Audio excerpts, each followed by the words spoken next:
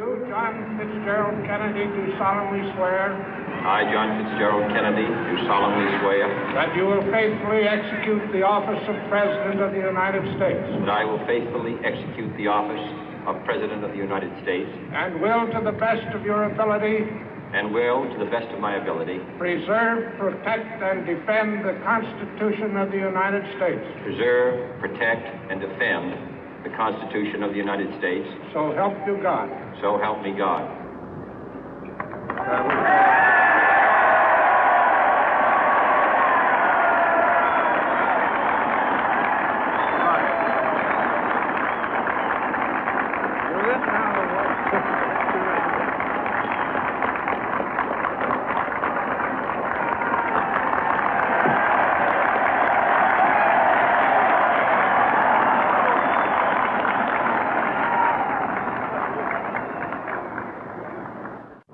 Vice President Johnson, Mr. Speaker, Mr. Chief Justice, President Eisenhower, Vice President Nixon, President Truman, Reverend clergy, fellow citizens. We observe today not a victory of party, but a celebration of freedom, symbolizing an end as well as a beginning, signifying renewal as well as change. For I have sworn before you and Almighty God the same solemn oath our forebears prescribed nearly a century and 3/4 ago. The world is very different now, for man holds in his mortal hands the power to abolish all forms of human poverty and all forms of human life. And yet the same revolutionary beliefs for which our forebears fought are still at issue around the globe. The belief that the rights of man come not from the generosity of the state, but from the hand of God. We dare not forget today that we are the heirs of that first revolution.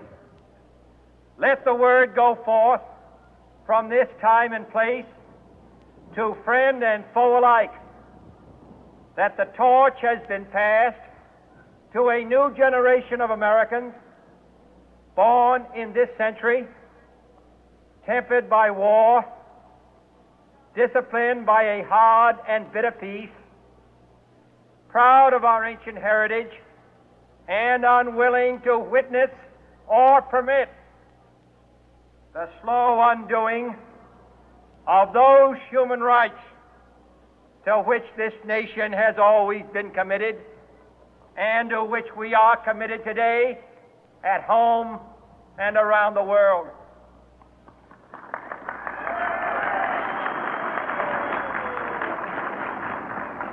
Let every nation know, whether it wishes us well or ill, that we shall pay any price, bear any burden, meet any hardship, support any friend, oppose any foe to assure the survival and the success of liberty.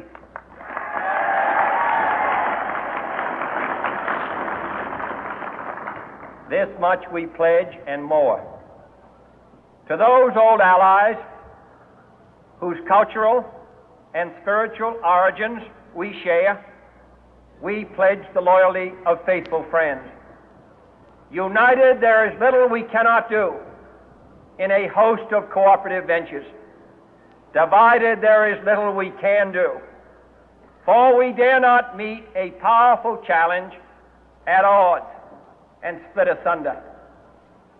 To those new states whom we welcome to the ranks of the free, we pledge our word that one form of colonial control shall not have passed away merely to be replaced by a far more iron tyranny.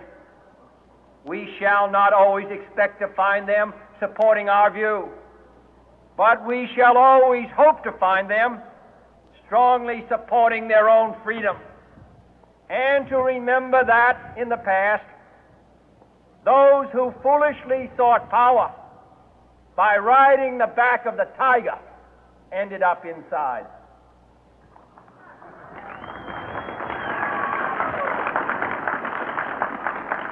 To those people in the huts and villages of half the globe struggling to break the bonds of mass misery, we pledge our best efforts to help them help themselves for whatever period is required, not because the communists may be doing it, not because we seek their votes, but because it is right.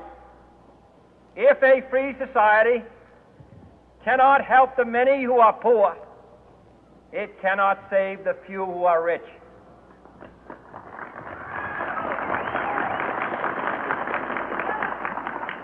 To our sister republics south of our border, we offer a special pledge to convert our good words into good deeds, in a new alliance for progress, to assist free men and free governments in casting off the chains of poverty. But this peaceful revolution of hope cannot become the prey of hostile powers.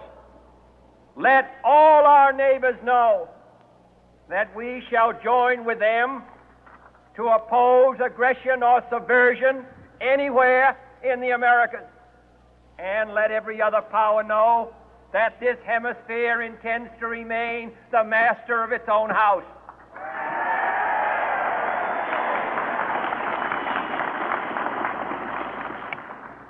To that world assembly of sovereign states, the United Nations, our last best hope, in an age where the instruments of war have far outpaced the instruments of peace, we renew our pledge of support to prevent it from becoming merely a forum for invective, to strengthen its shield of the new and the weak, and to enlarge the area in which its writ may run.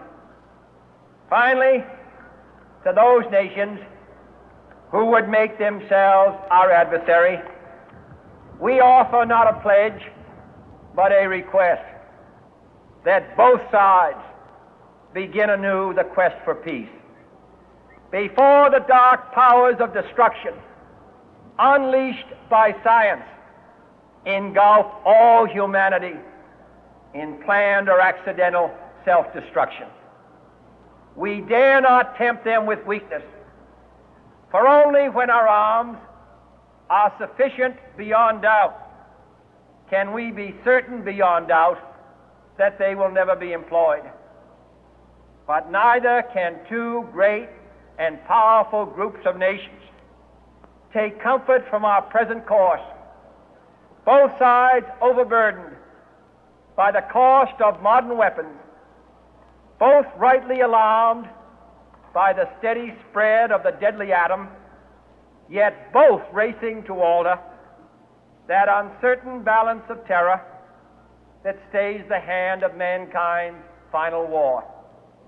So let us begin anew, remembering on both sides that civility is not a sign of weakness, and sincerity is always subject to proof.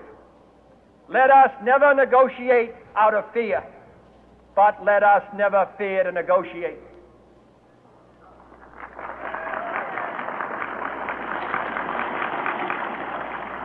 Let both sides explore what problems unite us, instead of belaboring those problems which divide us. Let both sides, for the first time, formulate serious and precise proposals for the inspection and control of arms, and bring the absolute power to destroy other nations under the absolute control of all nations.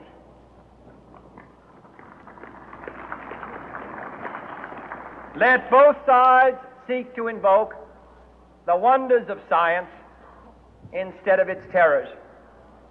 Together, let us explore the stars, conquer the deserts, eradicate disease, tap the ocean depths, and encourage the arts and commerce. Let both sides unite to heed in all corners of the earth the command of Isaiah to undo the heavy burden and let the oppressed go free. And if a beachhead of cooperation may push back the jungle of suspicion, let both sides join in creating a new endeavor, not a new balance of power, but a new world of law, where the strong are just and the weak secure and the peace preserved. All this will not be finished in the first 100 days, nor will it be finished in the first 1,000 days, nor in the life of this administration, nor even perhaps in our lifetime on this planet. But let us begin.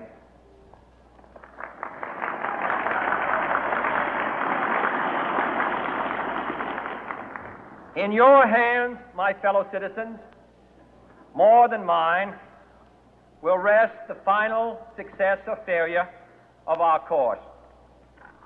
Since this country was founded, each generation of Americans has been summoned to give testimony to its national loyalty. The graves of young Americans who answered the call to service surround the globe. Now the trumpet summons us again, not as a call to bear arms, though arms we need, not as a call to battle, though in battle we are, but a call to bear the burden of a long twilight struggle, year in and year out, rejoicing in hope, patient in tribulation, a struggle against the common enemies of man, tyranny, poverty, disease, and war itself. Can we forge against these enemies a grand and global alliance, north and south, east and west, that can assure a more fruitful life for all mankind? Will you join in that historic effort?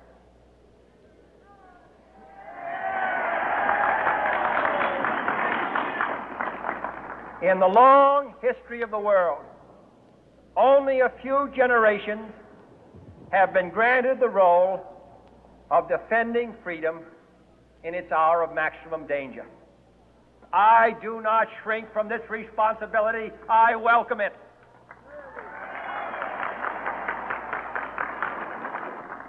I do not believe that any of us would exchange places with any other people or any other generation. The energy, the faith, the devotion which we bring to this endeavor will light our country and all who serve it. And the glow from that fire can truly light the world. And so, my fellow Americans, ask not what your country can do for you, ask what you can do for your country.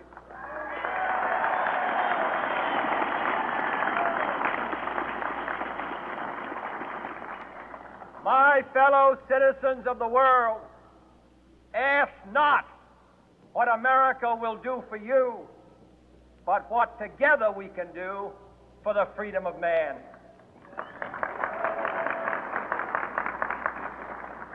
Finally, whether you are citizens of America or citizens of the world, ask of us here the same high standards of strength and sacrifice which we ask of you.